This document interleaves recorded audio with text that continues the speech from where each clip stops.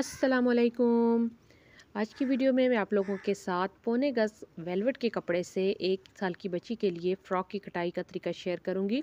तो ये देखिए इसका कपड़ा, ये स्ट्रेचेबल फैब्रिक है। तो इस हिसाब से इसकी जो कटाई है उसमें हमें बहुत सी बातों का ध्यान रखना पड़ेगा, जैसे कि इसका पजामा ज़्यादा खुला नहीं बनाना। यहाँ पे देखिए कपड़ा इस तरह से खिंचाव में है, तो लंबाई के रुख पे हम हमेशा कपड़े को कटाई करते हैं। कपड़े की जो किनारी होती है वो हमने लंबाई के रुख पे रखनी होती है। तो ये देखिए ये किनारी मैं फ़िलहाल इसको काट नहीं रही। सबसे पहले मैं इसमें से पजामे का कपड़ा जो है वो अलग कर लूँगी। तो ये बड़े सूट के अंदर से बचा हुआ फैब्रिक है।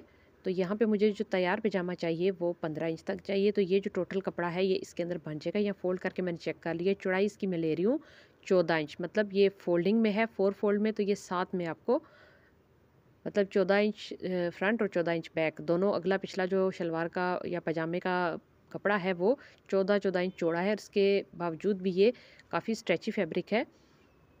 तो सबसे पहले इसकी जो ये किनारी या कन्नी है इसको काट लेंगे, क्योंकि अगर इसको ना काटा जाए तो जब पजामा या कपड़ा सिल जाता है तो यहाँ पे खिंचाव आ जाता है इस जगह पे।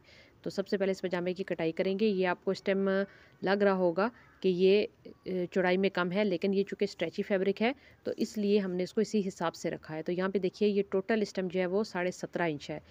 तो इसके निस्फ में जो है वो हम कट लगाएंगे, आसन का क्रॉच एरिया का कट लगाएंगे। यहाँ से मैं इसको 4 इंच रखूँगी पाइंचे वाली साइड से। आप अपने हिसाब से रख सकते हैं। ये कपड़े जो होते हैं शनील वगैरह के, ये जर्सी टाइप जो शनील होती है या वेलवेट होती है, उसके जो कपड़े ज़्यादा खुले बुरे लगते हैं। तो उसी हिसाब से हम इसकी कटाई करेंगे, ये बच्ची को पहना हुआ बहुत अच्छा लगे। तो ऊपर से भी इसकी कटाई करके इन दोनों पीसेस को अलग कर देंगे। तो ये पजामे की कटाई होगी। अभी आते हैं फ़्रॉक की तरफ। फ़्रॉक हमें जो लंबाई चाहिए फ़्रॉक की वो 15.5 से 16 इंच तक तैयार चाहिए।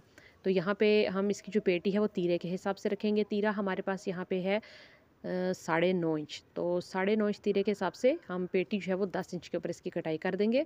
अगर आपको पेटी का साइज़ पता ना हो तो आप तीरे के हिसाब से एक नॉर्मल फ़्रॉक की जो पेटी है, जो अपर पार्ट होता है वो उसका रख सकते हैं। तो यहाँ से ये देखिए इस तरीके से इसको फ़ोल्ड करेंगे। कपड़े की चौड़ाई जो है वो यहाँ पे दोनों पीसेस जो हैं वो 12.5 इंच, मतलब 13 इंच कटाई के साथ मैं इनको ले रही हूँ। और जो बैक पे हमने बटन टेक बनानी है उसका कपड़ा मैं साथ ही रख रही हूँ। जो ऊपर वाला हिस्सा है ये फ्रंट कमीज़ फ्रॉक का जो फ्रंट हिस्सा है वो बनेगा। 5.5 के ऊपर मैं यहाँ पे आर्मोल का निशान लगाऊंगी और इसकी यहाँ से आर्मोल की कटाई कर देंगे। भी दोबारा से नाप के देख लेंगे, अगर कम ज़्यादा है तो आप इसको बढ़ा सकते हैं। ये देखिए कमर वाला हिस्सा इसकी कटाई नहीं करेंगे। और जो बाहर की तरफ हमने कपड़ा छोड़ा है वो हमने बटन टेक के लिए छोड़ा है। यहाँ से शोल्डर की थोड़ी सी डाउन कटिंग करेंगे और नीचे से भी कपड़े को काट के बराबर करने के बाद यहाँ से चेस्ट की मेजरमेंट को दोबारा से चेक कर लेंगे। तो ये थोड़ी सी सिर्फ सिलाई का ही मार्जिन यहाँ पे आएगा और कमर का जो फिटिंग है वो हम सिलाई के साथ ही इसको एडजस्ट कर लेंगे, क्योंकि दोनों में आधा इंच का ही फ़र्क है। ये अगला जो गला है उसकी कटाई कर देंगे यहाँ से। ये कटाई बाद में होगी, मैं सिर्फ आपको समझाने के लिए रफली इसको कट करके आपको बता रही हूँ। और ये बैक गले की कटाई होगी।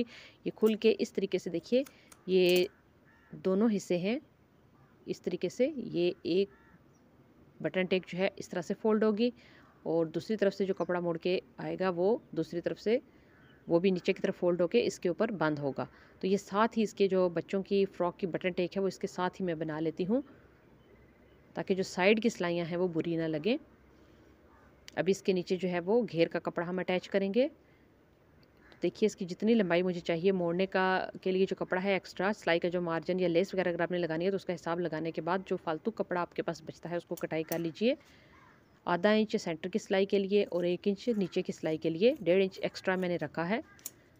और इसकी लंबाई जो है वो 15.5 से 16 इंच के दरमियान। आप चाहें तो इसके अंदर इस तरह की जो प्लीट्स हैं वो भी बना सकते हैं और आप चाहें तो सिंगल सिंगल जो है वो गैदरिंग भी देकर इसको अटैच कर सकते हैं। इस तरीके से भी आप फासले फासले से भी चुनट डाल के भी घेर को योग के साथ अटैच कर सकते हैं और इसको सी सकते हैं।